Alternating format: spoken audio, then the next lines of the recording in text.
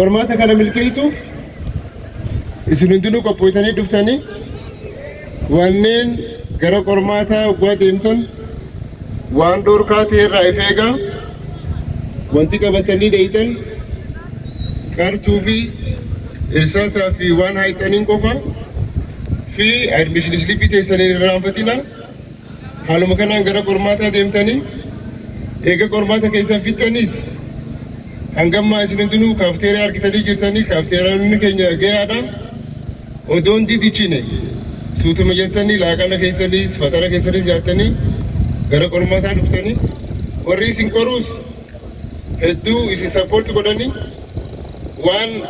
waan hanna haala ta'e takkallee ni gaafattan waliis mari'annee jirra namni isin sodaachisu hin jiru namni hundinuu isin deeggaruuf jira kanaafuu qormaanni keessan milkiin dhumaan jaan gara kiyyaan.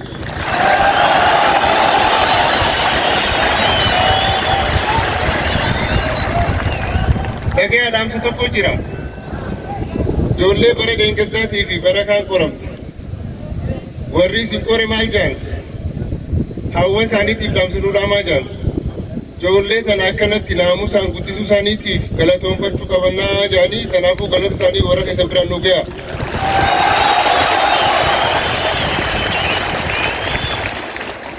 Tabiraaqa isin amma seenaa obboleeyyan keessan bara deengaddaatii fi bara kaan dabarsan san seenaa isaan asit dhaaban san eeguutu sirraa eegama jechuudha. Kanaafuu seenaa isaanii eeguu qabnaami. Kanaafuu naamusaan disipliiniidhaan bakka ciisaa bakka itti fayyadamnus bakka kaafteeraattis kutaatti qoramnus haaluma saniin qabeenya keessanii isiniif boru dhufeetti barataa ijatee isanii yuunivarsiitiin teenya yuunivarsiitii isanii ijatee isan tamirgaati ijatee isan tamirgaa qacollotti eeggadha.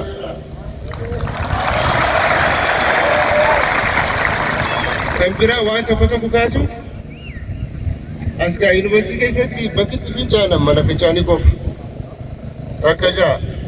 Lammata immoo mana fincaanii qofaatti fayyadamne wanta namaa arguun feene namaaf keenyee kan deemne adaraa bishaan itti aaneenu. Lakkoofsi namaa guddaa waan ta'eef qulqullina keenya eeguu qabna. Kanaafuu adaraa mana fincaaniitis doormitarii teessanii sirriitti itti fayyadamaa boru isunumaan dhufee itti barata nama birootii miti.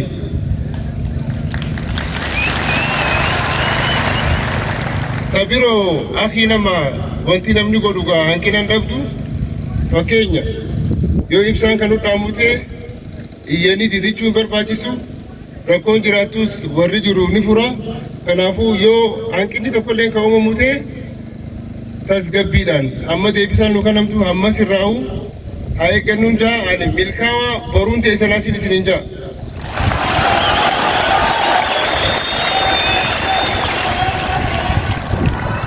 Kana boodas guyyaa kamisaa warri dhiyoo ni galtanii eega qormaata keenya finne booda milkoonni eega finne booda ni galtanii galuu keessan dura immoo biqiltuu fi boolla isiniif qopheessina asharaa teessan as keessatti deemtan guyyaa kamisaa. Kana jechuun maali boruggaa dhuftan biqiltuu dhaabdan san isiniif kunuunsee guddifata yoo rabbi jedhe.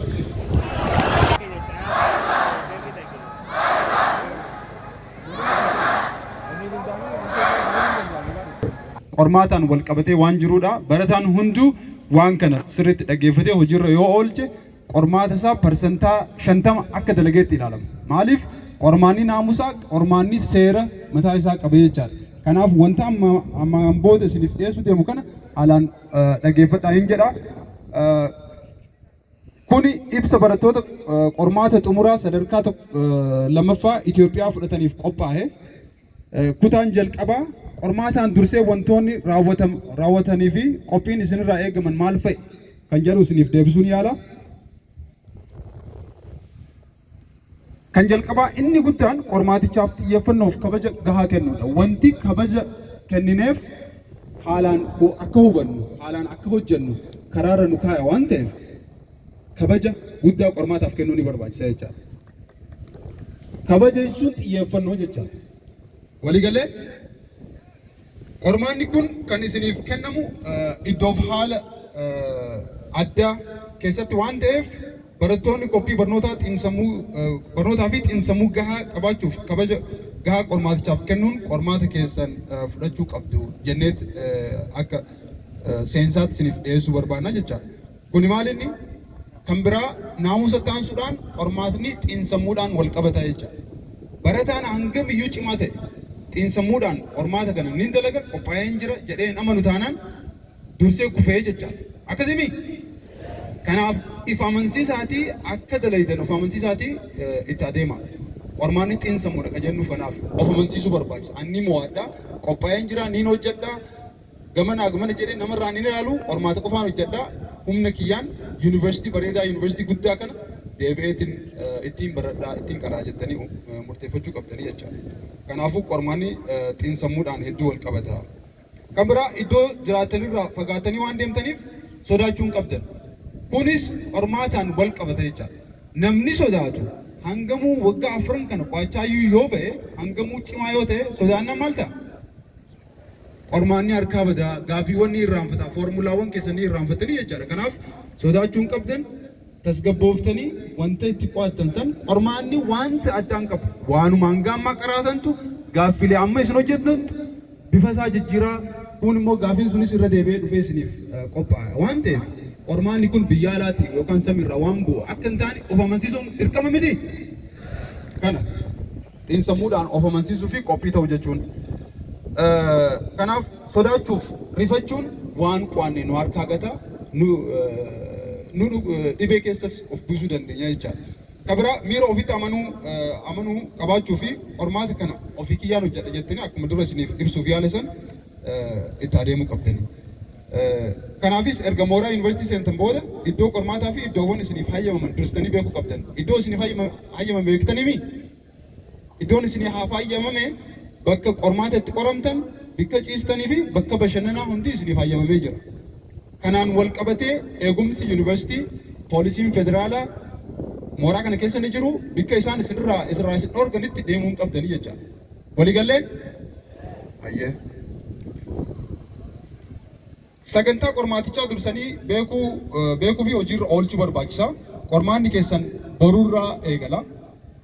Ni beektanii?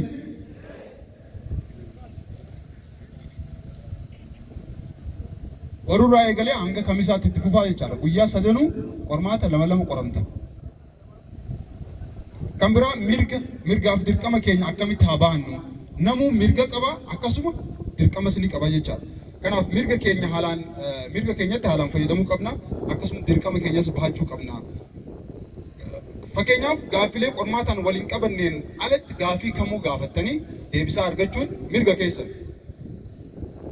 Dhiyeessiiwwan garaagaraa yuunivarsiitii keessatti argaman mana ciisichaa, mana dhiqannaa, mana nyaataa, bakka bashannanaa jiran hunda fayyadamuudhaaf mirga keessan. Eegumsa nageenyaa waloo akkuma amma argaa jirtan kana argachuunis mirga keessanii jechaadha. Mooraa kana keessatti akka mana keessanitti ilaaluu qabdanii wanti isin sodaachisu wanti isin rifachiisuuf qormaata irraa isin mayisu waan hin jirreef ofitti amanuu qabdanii jechaadha. Waliin eegumsa keenya eeggannaa. Qormaan osoo hin eegaliin guyyaa tokko dursee waa'ee qormaatichaa beekuu ni qabdan. Kana gochuutti jirra jechaadha. Kuni orienteeshiniidha ibsa waa'ee qormaatichaati kanas beekaa jirtanii. Kan biraa qormaatni eegalee hanga xumuramutti daqiiqaa 30 barsiiftoonni isin qoran sa'aan hangam akka isinaaf isinitti himuu jechaadha. Kana jechuun sa'aatii harkarraa hin qabu sa'aatiin na jalaa dhume jettanii sodaachuun rifaatuu keessa galuun hin barbaachisu jechaadha. Kan biraa ani akka barsiisaatti wanti isinitti himu wanti isin beekuu qabdan takka qormaata keessan gaafii sasalphaa irraa eegaltanii hojjechuu qabdan. Akkasii miti gaafii salphaatti hojjechuu dandeessan yoo hojjettanii fixxan gaafii ulfaatuuf immoo yeroo gahaa argattu jechaadha.